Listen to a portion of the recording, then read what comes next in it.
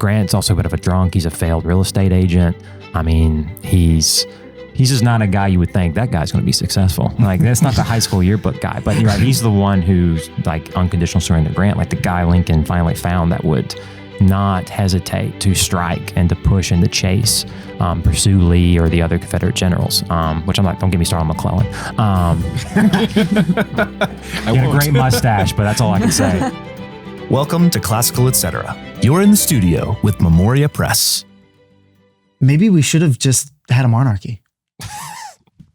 That's how we Make the monarchy start. great again. Make the monarchy great All right, again. we're recasting this episode. To mama. Mama.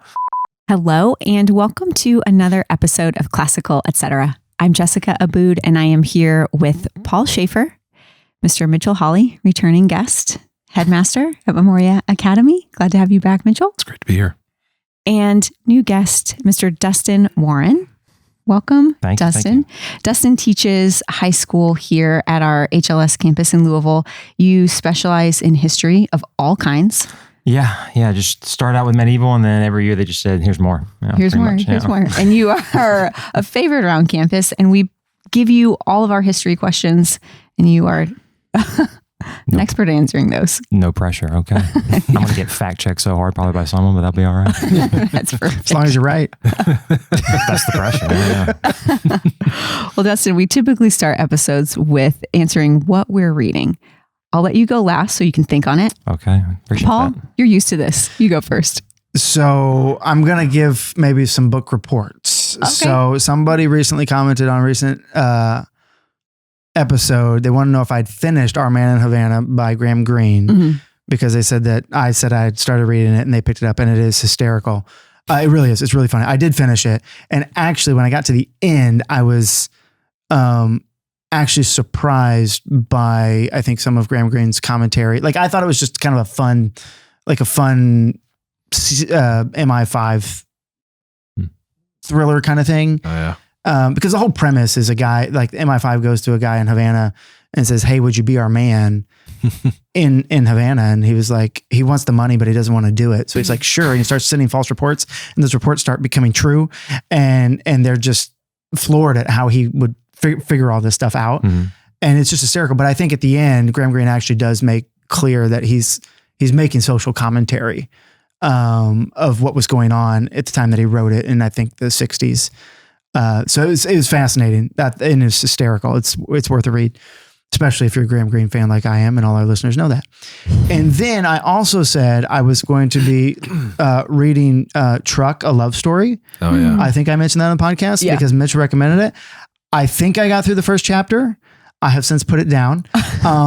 But this because I was listening to it in the car. It was a long car ride that's sort of more of like it felt a little bit more contemplative, or at least the way the author reads it. Yeah. And I was like, it's going to put me to sleep. So I would rather keep my life and stay alive as I drive than listen to that. So I need to like listen to it like in a tree stand, I think, as I'm hunting deer. I think you're probably right. Yeah. So Shane got, may rest in peace. We miss him. He bought that book for me because the author is just from like a small local town in Wisconsin. And Shane loves Wisconsin. And I read it in college, I believe. And so he was sort of like a local favorite, sort of growing up. And he is a bit of contemplative, putting you to sleep, maybe. Yeah, I mean, I think the difference between actually read it in printed book form and listening to it would be different too. Yeah. Just because you do get, because I think it is the author himself that's reading it in the Audible version. Oh, that's neat. And so you kind of, where you can already see it's kind of contemplative, like he just kind of really brings that to life. Yeah. In a way that, but nobody needs to think about contemplative as in like spiritual contemplative. This is just sort of like small town living meditation sort of thing. And he wrote that book on places that you've been on Washington Island in Wisconsin. Yeah. I mean, Washington Island's a nice place. So wait, is this, not to jump in, is this a book just about how trucks are awesome? Because that's what the title. Well, I'm uninformed here. No, that's the question. Is that how it starts and then it goes deeper? No, it's basically he has this old truck that he's let deteriorate, like Mhm. from the 50s, maybe. Yeah. Okay. Right. Sounds like my And grandpa. then he's kind of like Yeah. rebuilding it. He wants to Ah, rebuild it, wants to bring it back to its former glory. But he's not an expert in it. He doesn't really Mhm. know what he's doing. That's at least where I'm at in Okay. chapter Yeah, 1. it gets better. I grew up in a small town, so this sounds like every third house, basically. Yes, Yeah, probably. Yeah. And then Martin mentioned the book Liberal Education by Mark Van Doren. So I started reading that. So, Okay. In all your free time. so far, so Yeah. good. I mean, So far, Got so a lot good. of irons in the fire. yeah, I'm looking forward to not traveling. I was traveling this week. So Yeah. traveling always messes up with the rhythms. Mhm. Especially reading. Yeah. Mitchell, how about you? I think a few times ago, when I was in the podcast, I said that I had purchased but not yet begun reading the John le Carré Oh, goodness. novels. Ever since you said this, Tanya, like every She's- episode mentions that she's reading she's on a another new one of one. those. Mm-hmm. They're really good. And so everyone listening should go buy them and read them because they're really good. So I'm on the third one now, and out of 8 in the George Smiley series. And they're really good. Yeah, I'm loving it. It's not like, it's fine. It's really good. I like it. Not like high intellect. Yeah. Our listeners Not can go back Tolstoy. a couple of episodes and hear what I had to say about the George Smiley book. Oh, did you read? Oh, yeah. So you listened to the first one. I listened to the first one. It's fine. Yeah. It's It's not. fine. It's as far as and so far as fluff goes, it's fine. And it's entertaining, and they do get better because that was his first one, and like he really didn't reach like a good stride, I'd say, until 3. And The 3 warm was up. 3 was like That's a really, commitment. really, really good. Mm. Well, the first 2 are really short. They're like in the 150, 160 pages range each. Mm. You know, so then you get to the third one, and then the fourth one is a bit like gritty, and then the fifth one is Tinker Tailor Soldier Spy, which you know, a big movie. Right. You know, so I'll just go watch the movie. anyway, that is what I'm reading. I'm really enjoying it. And I'm in a stage of my life where I'm just trying to be entertained right now. Any So- good poems? I've read I just finished all of Gerard Manley Hopkins' poetry. Hmm. I have a volume of his collected work, so did finish that. And if I had to design a poetry course right now, it would just be like a deep dive on Gerard Manley Hopkins. Really? It was really, really fun. He has a great one on fall. Hmm. That as you read it, you're like, wow. It actually doesn't even mention like leaves or like any of the traditional things about fall, but it's really good. I need to find another poet though. I was thinking Huseman might be a good one Don't know to who sort that of is. jump into and that name. yeah, we'll see. I don't know. I haven't decided yet. But so yeah, to your question, I did a deep dive on Gerard Manley Hopkins, and as a Christian sort of metaphysical sort of play, I mean, he was a really good read. I think anyone who is like sensitive to philosophy in literature, and sort of seeing sort of I don't know how else to describe other than just like the electricity of God and everything. Hmm. Gerard Manley Hopkins. That's a little bit of a quote from one of his poems. So Wow. just a little foreshadow there. Quite the review. Yeah. It's really good. Oh, good. Well, on to No, today's hold on, topic. wait. He already went. Did I? Oh, did you? Did you? So sorry. I was going to let it slip by and not say anything. I know. at all. I That's what just I was didn't going want our to do. I do guests not to wanna be take that left from off you. the table. Been fine with me. Anything What are you good? reading, Dustin? So fiction, nonfiction's tricky because when you teach like 3 or 4 history classes, you're having to constantly pull from lots of things. So I mean, I've been looking a little bit of. There's a John Meacham did a biography of Lincoln recently, Okay. which is really good. And so I'm a little bit in that. There's some medieval stuff I'm reading right now, like on late antiquity. To By- prepare for class or just for fun? What can I say? Is it kind of like reveal trade secrets of what I might be working on? Is that kosher? Maybe not Not exactly. necessarily. Yeah, I figured not. But you could say that it's for work. You could say it's for There are work. things for work. That sounds so shady. There are things for work that I'm working on with a couple medieval books. Okay. Y'all thankfully bought me a few books, which I appreciate. Well, I guess y'all is in the company, I suppose. I mean, I guess you could have hit purchase. I don't know. I did not. Somebody else okay. did it for you. So whoever did it, thank you. So I'm knee deep in that a little bit right now, and I'll stop talking so I don't get assassinated later. Why? But fiction though, I'm a bit slower with. But the most recent book I just finished was Haunting of Hill House which was, we went to our local library, has like every past few months, like a bunch of book sales for like $1 for a hardcover, 50 cents for paperback, which is insane. Probably not good for the library. Probably not. For I you. hope they don't shut down because I need to keep doing these book sales. But we picked that up kind of randomly, and it was really good. Really? The ending is a little abrupt. Oh. It's not to spoil it because you should read the book. But it's dark. It's a haunting. I'll just say that. A haunting. Yeah, it's a haunting. It's a little weird too. Halfway through, you think, did the writer have like an aneurysm? Which sadly, I looked like her personal life up, and she did have health problems. But yeah, it makes sense when you get to the end, like why the book begins to change. So it's a bit of a trippy book, but I really enjoyed it. My wife recommended it, and she usually is the more literature of us. So I kind of trusted her opinion for once, But no, she's brilliant, and it was a great book. So. Well, that's good. It's always good to enjoy a good book, especially in the fall. Yeah, it fit thematically well too. Yeah. I think I should start doing that, read thematically maybe a little bit because it kind of fit the atmosphere. But anyway. Nice. Okay. Now it's time for today's topic.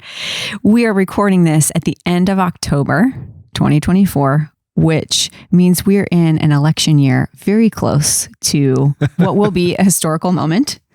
And in everyone our listening age. to the podcast is getting little tits. I know. No one is stressed in America right now. Nope. So in that spirit, we are going to visit our 200 questions about American history book. And I've got the flashcards here. We're going to have a little fun today.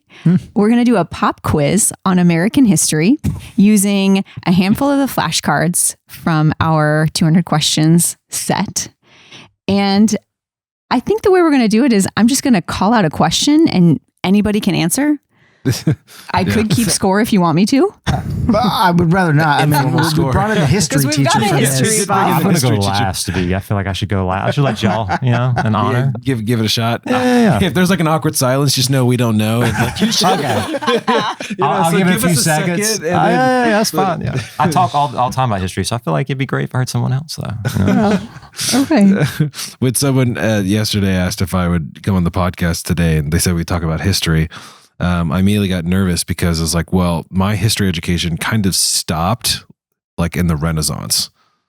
Okay. I feel that. I do feel that. I mean, I could say I did have some American history, but I would be much more comfortable probably in Rome and Greece. Yeah, great. I kind of have to go back to sort of grade school. I think it's the last time I had American history. I States think. and capitals. Yeah, states and capitals. That's right. Yeah. This is probably terrible. I mean, I'm sorry. No. There's 6,000 years of recorded history, and you only can specialize in so much. Like, the more I took classes, because I went to high school, it was like a small school, and I felt like, I know a lot of history and stuff, at the time. And then you get to college and stuff, you realize like, I know nothing, because there's just so much you can study the more and more you dig. So that's normal, man. Like, we're all specialized, right? So I don't want y'all to be like, I don't know anything at all. I feel really comforted by what you just said. Yeah. Well, instead of I know nothing, I'm a specialist. That's right. There's two ways of saying something. I know nothing about that, but it's like, well, I may not know anything about that, but I actually know a lot about this stuff over there. That's how we all That's are. how I should have phrased it. Yeah. I'm gonna boost you up this entire podcast. That's what I'm gonna do. The hype man for the podcast. That's his role. This is why we keep you around the office. Thank you. Well, we're going to start with probably something that most of us know. Can you tell us what happened on December 7th, 1941? Ding, ding, ding. Okay. Oh, We should have a buzzer. We should have a buzzer. Mitch and I we're thinking the same way. We need a buzzer. I think you technically buzzed first. Okay. Pearl Harbor. That's correct. Yeah. That's correct. What brought America into World War II? Well, hold on. What about the sinking of the what was the ship that went? There's a lot of ships that sank. I know, but was it Lufthansa? The Lusitania. Lusitania or something. Was that prior to this? That was prior to this. That was World War One. Yeah. Well, that was World War One. No wonder. Yeah. See, I'm also helped bring us into another war, though. But that one was a catalyst for that. Yeah. One of the And reasons. it- Yeah. If you and can this take was a all of our counter school answers and too. help tie them to I will tie them. We will. Be a bridge, We Dustin. will knit these together beautifully. That's the nice thing about history. Is Tapestry of freedom. you know, the tapestry. A band called the Tapestry of Freedom. Somebody generate art for album cover would be great. Yeah. Yeah, that's good. Oh, what's the title of the battle fought after the War of 1812 ended? Yeah. That's a slight trick question a little bit because it Oh, was is it? after. Oh, Yeah, it's oh. like after they didn't know it was ended technically. Yeah. I think I know this. Is it the Battle of New Orleans? Correct. Yes. Correct. New Orleans. should y'all know know way this. more than you thought you did. That. Yeah, Okay. Yeah. I Because should have that's known that. That's where my family's from. Yes. My yeah, mom's because most side. of that war was fought on the coast, right? Yeah.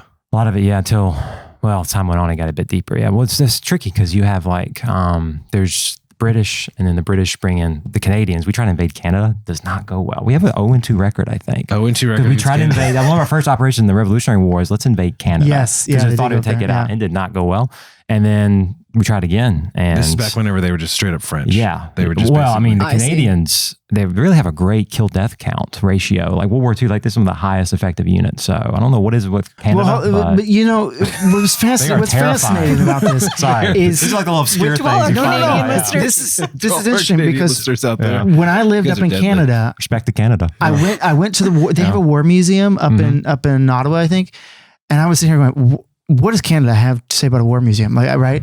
And here I am, an ignorant American about Canadian history, and they had a whole section of for them we're 0-3 Yeah, because there's another Yeah, there's another one one. Yeah. where there was Irish immigrants into America wanted to pressure Britain to free Ireland. Makes sense. And yeah. so they started, just Irish immigrants on the US Canadian border just started going into Canada and like raiding places, Looting stuff. hoping to pressure the English colony, the English government through their colony enough to then let Ireland go free. And the Canadians count that as a war that they won against us. Counted. Add it to their That was my American reading of what was in the War Museum. Yes, We all have a How big lens. was that section? Was it a big section, small section? it was big enough that it caught my attention. It was not like just one little paragraph. It was like there was like at least a board, on the wall. I'm more impressed by the All about Irish. this. The desire for freedom was intercontinental. I mean, It was. Yeah. Yeah. It's across both oceans there. All Is right. that? Can we connect that to the IRA in any way? What do you think? What time was it? Is this? You know more about this than I do. This was no, I think this was like mid 1800s Mid-1800s. or mid to Okay, late yeah, yeah. 1800s, something like that. Yeah. I think. It's like the proto IRA. And there's, I mean, there's long running simmering anger, I would say, between the Irish and English, obviously. Yeah, It goes pretty Yes. deep. Don't mention Yes. Cromwell. I've heard at family dinners in Ireland. Cromwell. Oh, yeah, of course, professor yeah, who was half Irish, half I think Iranian, if I remember right, and he talked about that a little bit. So it was an awkward family reunion. I can imagine. And when they went over to Ireland, and he didn't know, and he's a history professor, and he mentioned like, "Oh, how y'all feel about Cromwell?" It's like he's dropped choice words at the dinner table. So anyway, Wow, hundreds of years later, that's amazing. Americans have very short-term memories sometimes about things. We'll bomb someone or fight someone, then we forget about it. And like Canada or other nations, like, no, we remember. Yeah, yeah, they Never do. forgotten. We put it in the museum. Yeah. Oh, okay. Who can name the 13 original colonies? Got it. All right, Mitchell. I'd like to modify the question, just name one. I think that's fair. I'd like to name Virginia as one of You're the 13 right. colonies. That's right. On to you, Paul. So one each, see if we can get all 13. Yeah, I think that's how I'm going to do it. So we got Okay. Virginia. Mm-hmm. I was going to start from the top. Oh, Work my way Alphabetically? down. Oh. No, north to south. I see. So, I see. but now I'm worried. I don't know if Massachusetts, This one's tricky, yeah. Massachusetts, two? yeah, because I was like, Maine is not one. Connecticut. Not yet, yeah. New York, Mm-hmm. North Carolina, South Carolina, Alabama, Georgia. Oh, Ooh, Not the Bama. not Alabama. Georgia, Georgia was. Georgia, yeah. And Rhode Island, Rhode Correct. Island, New Jersey. Mm-hmm. New Roger Jersey, Williams. Maryland. You're missing. Okay, you're missing two more. Pennsylvania. Correct. Yes. Okay. The last one? Did we say New York? You got New York, yeah. It's not Maine. It's not New Hampshire. Go a little south. Delaware. You're right. Yes. Got it. Look at us. Little Delaware. Little Little Delaware. Dover. Little Dover. Back when they Such a thought cute that name much for a city. land was was like Was a pretty big. big deal. Yeah. Rhode Island was like, "Whoa!" Like, establish a new world. We could walk across your state now. How many states can claim that? That's right. Yeah, No. that's true. You got something. Yeah, navigable by foot. They're experts in that. They might not have. That's right. Okay, so here's a vocabulary quiz. Who were the carpetbaggers Oh, yes. and the scallywags? Did the I know the carpetbaggers? first one. Oh. Okay. Do you know the cat scallywags? Scalawags. I'm sorry. I pronounced that wrong. No, Me. I don't think well, you so. can do carpetbaggers. Go for it. Well, I was going to make a guess about You are a carpetbaggers. carpetbagger. No, you're the reverse of a carpetbagger. Are they the people who put all their stuff in a carpet and rolled it up and walked across the country like in a Tale of Tears sort of way? Or it sounds like something from 1960s. No, like the carpetbaggers Woodstock. were the Northerners that came down to the South after the Civil Paul's War. right. Yep. Yeah. Paul's right. That's why I And- say you're reverse. He went from Louisiana to. Yeah, that's New right. Hampshire. Yeah. And the scalawags?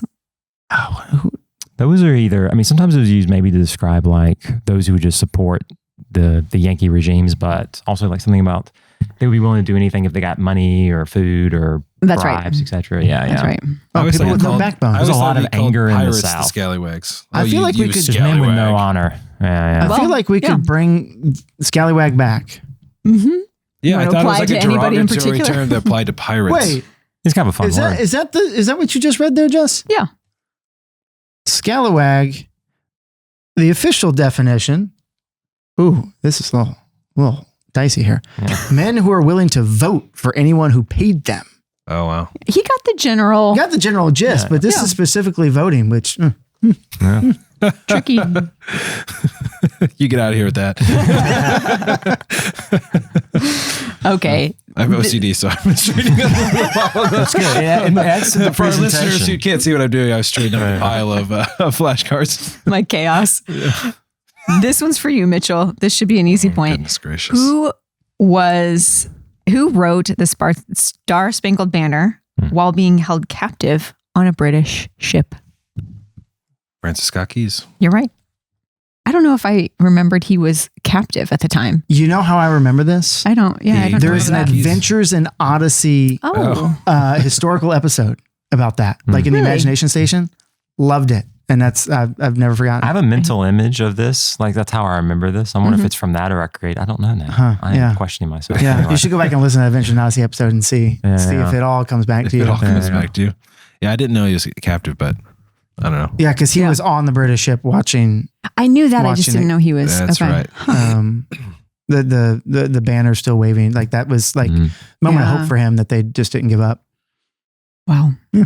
Hashtag America. Mhm. That's actually the last verse no one sings. That's how it ends right there. Yeah, that's Hashtag right. America. Oh. Okay. Does anyone know the location of the first shot fired in the Civil War? Of course, Dusty I knows it. I know this. Okay. I don't know everything, but I I know mean, this that would one. be Fort Sumter, right? Yeah, yeah. You're right. It's empty. I mean, if you want to get spicy, they were seizing federal armories a little before that in the South. The South was, but Fort Sumter, yeah, it's the major spark. Yeah. Yeah. But did they fire a shot in seizing this? There was some. I'm just working on the There technicality was- here. Did there they was actually some- fire a shot? There was some slight aggression. I'm trying to remember. off the top punches of my were head, thrown, there but ever shots were was fired. shots fired. I don't want to say yes, but I know. I mean, seizing armories is not a peaceful maneuver, obviously. But You don't say. Someone out there is going to tell us. I know that. So Oh, whoever, yeah. Yeah, put in the someone out comment there. section. Yeah, yeah. but also, not to get on my soapbox, but this is the interesting thing about local governments, right? Back before we had the mass means of transportation and communication, you know, if all the local people were like, yeah, we don't want the federal government in our area, like let's just take that over. Sometimes it theoretically it could be peaceful. Yeah. A peaceful seizure. Yes. That's right. Yeah. Didn't I can't remember which president, but one of the presidents sent the National Guard, or it was a state senator who like deployed the National Guard against the federal government for like shipping reasons because the federal government wanted. Was this recent? No, this Were you is talking about the? Oh man, my mind. I'm trying to remember this Should have had example. more coffee and food this morning. Yeah. The exclusion crisis, South Carolina. Yes, that's the whole right. thing. Yeah. Yeah, that was a long. that was dramatic. Yeah, a little bit of The a guy wrote constitutional like, crisis. we have the right to, because they got upset because tariffs were raised and Right, South this is Carolina. right, yeah. There's several things going on, but one of the things was South Carolina. The owners, the plantation owners, like their European goods. They like their fine European The fine imports. European goods. And That's it made right. them really The mad. wines, The French Finer wines. Things And then there was Finer like Things Club. secret nullification, the Right. nullification crisis, not exclusion. Sorry, different. That's the exclusion crisis is with the monarchy in England. So we're about to teach that right now. And there was like a secret meeting of South Carolina leaders, and they wrote up this. Basically, South Carolina the states have the right to ignore these laws by the federal government, and there's a bit more to it. But it came out later, and this is what like split President Jackson and Calhoun. Was Calhoun secretly helped write that at the time, and he found out. And oh man, it was a great Jackson quote. Obviously controversial president, but just this quote is fantastic. If you, I think oh yeah, I remember it now. It's disputed if it's actual or not. There's a bit of things, but nonetheless, it's a great quote. If you secede from, this is a paraphrase, you secede from my union, I will secede your head from your body. He tells Calhoun. Yeah. Very intense. So, But when a great quote politics to are bring up getting in class. a little crazy today. It's not the first time in history. No. where things get a little- That is the comforting thing. Well, I find comforting is U.S. history is it's a journey.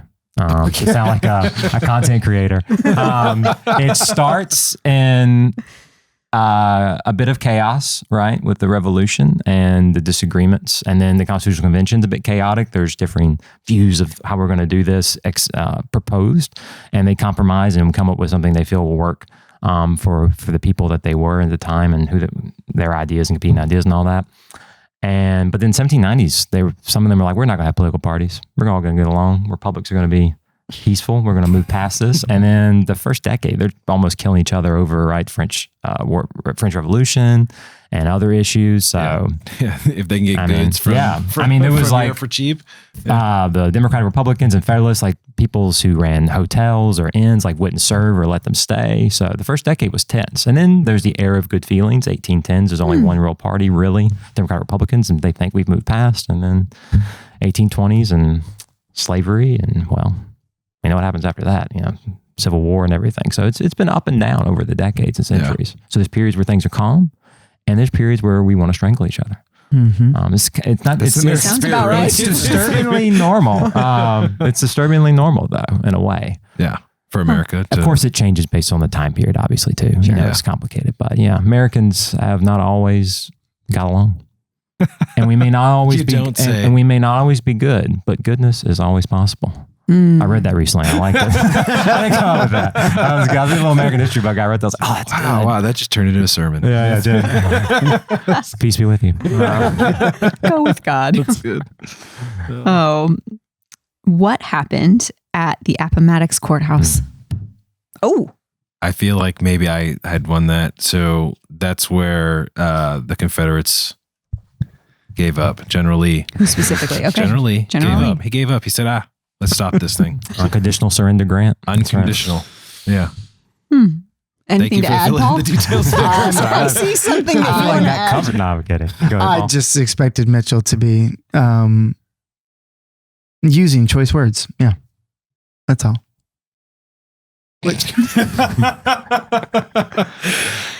Not a moment goes by when you don't. That's right. That's right. Yeah.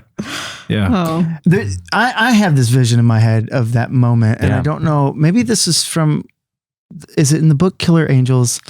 I don't know, but I have this vision in my head of like the Union and Confederate soldiers outside of the courthouse. Yeah. And just like an overwhelming, just like the feeling there would have just been absolutely mind blowing because this was brother fighting against brother. Some of them, right? And long and bloody, and that final, okay, we're done. I've never thought about like, what did Lee and Grant, what were they feeling? I've always thought about those soldiers that were outside the courthouse. I don't know if we, with Lee, at least right now, off the top of my head, I don't remember if he wrote much about it, but Grant actually tells us. He writes these great memoirs in the 1880s when he's like, He's been president. His health is declining. I feel like Mark Twain actually helped him either fund it or publish it or internet. You will find out. But he talks about it, like the meeting with Grant. And Grant talks about the meeting with Lee. Lee at Appomattox. Yeah. I stick in like a little PowerPoint, like kind of the quote. And we kind of talk about it a little bit because he meets him and he has like a lot of expectations and of how the meeting's going to go.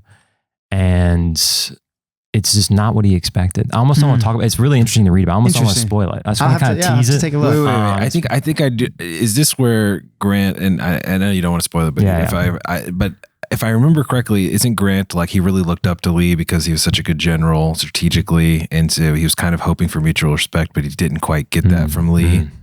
Is that, am I reading into that, or I thought I remember reading that section. It's something like that. There is a little bit of, he sort of feels slighted. Grant, he's a little petty, honestly. Grant, I find Grant's a fascinating figure to me because he's such a failure of a man in a sense. Like his background's not super great. He served in the military, but wasn't super necessarily as distinguished as some of these guys, especially his background. Like Lee, a lot of the leadership, especially in the South, but a little bit in the North too, was men of higher stock, higher families. Lee's married into the Washington family. Right. There's connections there. But Grant's also a bit of a drunk. He's a failed real estate agent.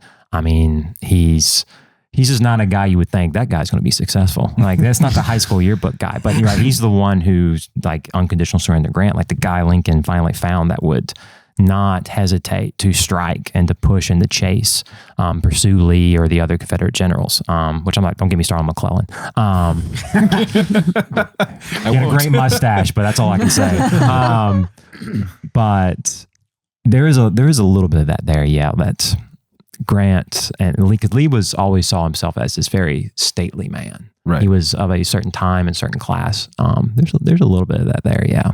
Yeah. Especially, but then Grant became a president. Yeah. So once again, surprise. It's American dream. It's the American dream right there. You too can be a drunken real estate agent, but maybe be president one day. Yeah.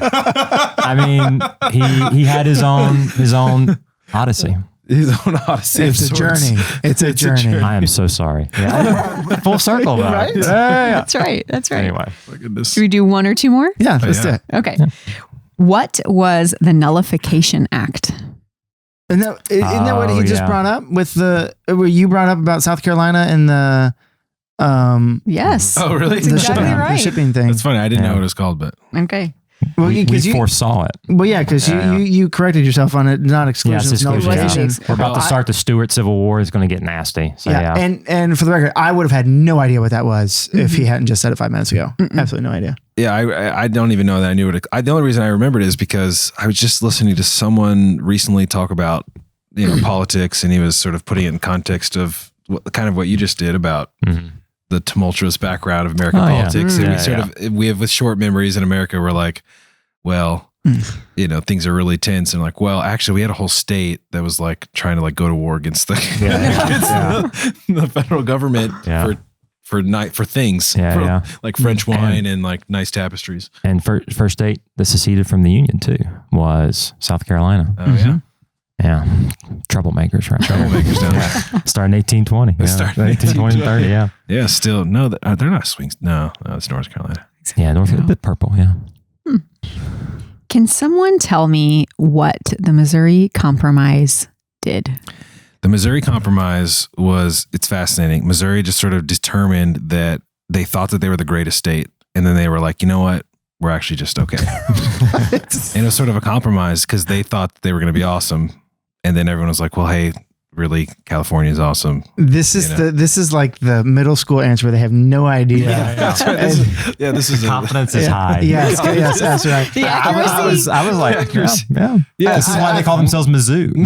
They shorten their name down. Yeah, because Missouri's too much work. Yeah, that's right. For what it's worth, it's too much to say. I'm sorry, Mizzou fans. Can I try to give a real answer here? Yeah.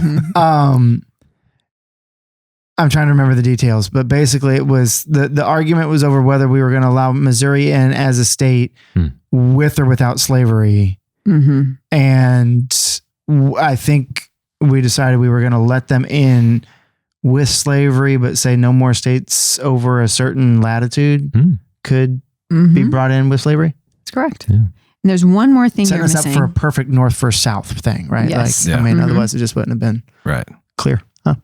There's one more thing it did to a wholly different part of the country. We added one more state. Yeah. Who did we add? Because you must keep everything must be perfectly balanced. Yeah. So we get a slave state, we got to get a free state. It was always the tension was because they're going to get more, they're either going to get more senators or we're going to get more senators. And was this Michigan? It does start with an M, but it's a little further north. you said it earlier. You corrected yourself, actually. You thought it was one of the know colonies. Maine. Correct. Yeah. Yeah. Nice. Thanks for the layup there. I told y'all I am here to build and hype y'all up. That's what I'm here for. I never memorized that as a kid. Yeah. Was that Maine was part of the Missouri Compromise? I just always focused on the slavery issue. Yeah. Huh. Henry Clay, big broker of that, Yeah, amongst others. big Kentucky man. Yeah. Nice. Okay. Well, what? I was just saying, long live Kentucky. That's all. That's right. That's right. I will slightly agree to that. It's like, yeah. I think I live across the river, so Oh yeah, I forgot. You live in Indiana. yeah. I'm sorry. I mean, I've Emotionally- noticed there's a lot of I'm not a native from here, but I'm surprised how much hatred there is because it's just like a river of art. When make you pay a I toll grew across up the here, bridge. Yeah. you know what Both sides. you know what the joke was? The joke was, Please oh, tell did you me. hear that the folks from Indiana threw a stick of dynamite over the river at Kentucky? Well, the Kentuckians lit it and threw it back. That's pretty funny. I'm not gonna lie. That was like the Kentucky Indiana joke when I grew up. We would, right? We would. Where I'm from, we hate Alabama, so Mississippi originally. So which there's deeper reasons I won't go into. We don't want to rant about that. And then we also don't like Louisiana. Actually, I don't know. Mississippi has a very strong inferiority complex. We know that us and Louisiana are at the bottom of every notable ranking. We're either 49 or 50 and everything, and then we're one or two and everything that's not good. So there's always that bit of at least we're not those guys. So we should move on. This is just going to get sad. Let's go to the next question. I want to make my home state sound terrible. No, you and I were both born in Mississippi. That's right. That's We right. were both born in Mississippi. Look what it did. Produced two kings, as it were, of culture Sitting today. at a table. Yeah, although I was not raised there at all. So that's where you and I differ a little bit. It's true. So Pros and cons. I always thought of you as from South Georgia, not Mississippi. that's Deeply a inside. deep That hurts. pain. That's a I'm so Georgia's sorry. actually another level of hatred in some ways where I'm from. When you moved here, did Yeah. you move from Mississippi? I did, yeah. 12-hour drive. Oh with my stops. gosh. Yeah. Wow. Reality just shifted for me. Yeah. Okay. You're Dustin welcome. and I have bonded over this for years. He's a little bit more Mississippian than I am because Yeah. you lived there longer. I did, yeah. My first 23 years of my life. Wow. Yeah. See, I only I grew lived there up for there, yeah. like 3 or 4 years. I think. I mean, Yeah. no, I guess I lived there till I was 5. Grew up in a 6,000, 8,000 small town. Went through Katrina. Oh yeah. Hurricanes, it's been happening as it does every year. Yeah. So pros and cons. Pros and cons. Katrina was, it was, hurricanes were fun. It was a game. Up here, people don't think about those things, but because they don't have to worry about them. But it's how many days we're gonna get out of school? A tropical storm? Oh, maybe a day. And we hope it'd be near the weekends. You get a longer thing. I think Katrina kind of ruined that, Right. because it's I don't want to be without It power can for be 2 or 3 weeks. Yeah. It was brutal. We were not too far from the coast. It was not a great time. Yeah. You got some time with the school, but you also didn't have TV or electricity. Or, Yeah. It was not. It was also August, and it's Oh, was it? a little hot. Yeah, Yeah, late it August. was. Yeah. And that's Yeah, that'd be brutal.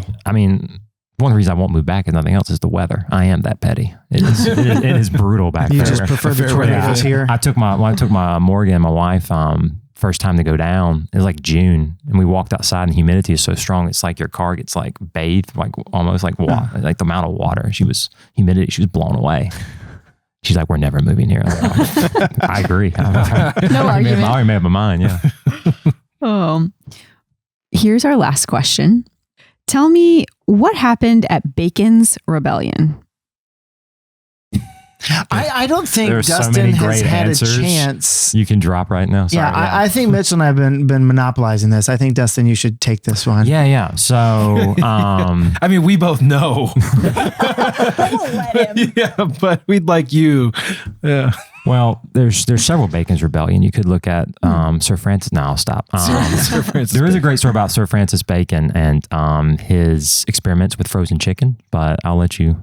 That's another thing I'll tease. Fascinating. That's how we got Chick-fil-A. Long.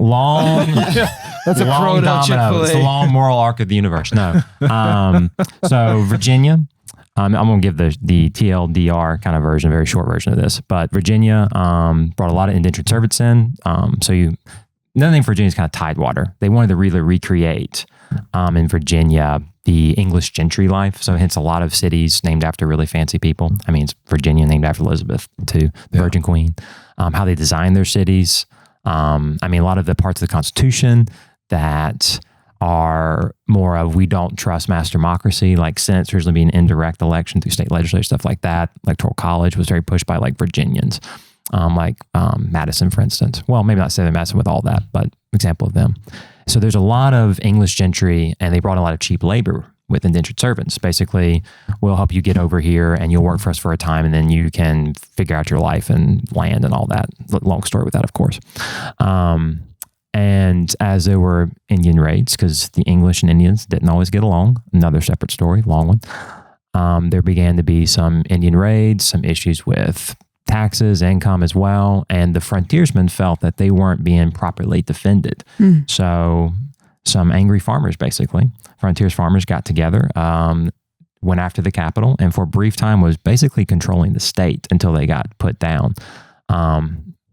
And the rebellion, though it was short in the sense, it did have some long-term consequences. I mean, one, Virginia realized, man, indentured servants, this can backfire on us. And maybe wouldn't it be better if we didn't have to deal with people who could grab weapons? And the reading literacy, of course, was a bit mixed in Virginia compared to some place like Massachusetts where it was higher literacy at the time. But wouldn't it be better if we had a form of labor that wouldn't be so prickly? And so actually you can look at the graphs, like slavery really upticks after Bacon's Rebellion. So Virginians, the plantation owners start moving towards that. So that's not the farmers weren't thinking, yes, this is how we will increase the evil of slavery, obviously. But that's one of the unintended consequences of it. And also, so you have the slavery rise after it. And then some of the founding fathers like Jefferson will look at like, this is the early American spirit. Like at the revolution time is like, this is what people did. People who were not represented, not protected by their government.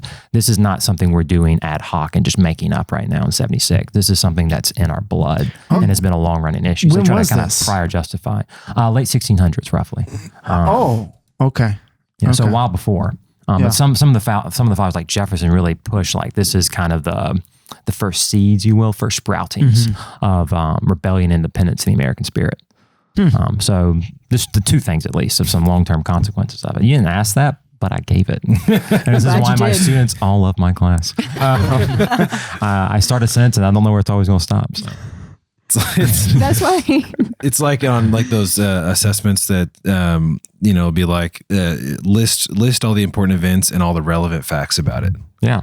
You All the know? relevant facts. That Yeah. seems subjective. Exactly. And you get to the essay question and you're like, all the relevant facts? Like, where do I Where do I all stop? the facts? Aren't all the facts? Like, aren't there a lot? Yeah. There's a lot of facts, and aren't they Yeah. all somewhat relative? Yeah. Given the fact that they're facts. Yeah. Just give me all the facts. Yeah.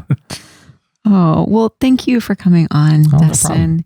and Mitchell, too. This was a great discussion. Our 200 questions about American history. It's a whole set, or you can buy just the flashcards separately. We typically do this in 7th grade, but you could do it kind of a range of And grades. again, when you're in your 30s. That's exactly right. Just for a And you refresher. probably need that. Yeah. At least I did. Yeah. Me too. Yeah. Well, thanks, gentlemen. Glad to have you. And thank you for joining us. We'll be back next time. Thanks for joining us today on Classical Etc. by Memoria Press. If you like what you heard, please like, subscribe, or share this episode or comment. We love to hear your questions and your comments. If you want to learn more about Memoria Press, please go to memoriapress.com. This has been Classical Etc. We're so glad you joined us, and we'll see you next time.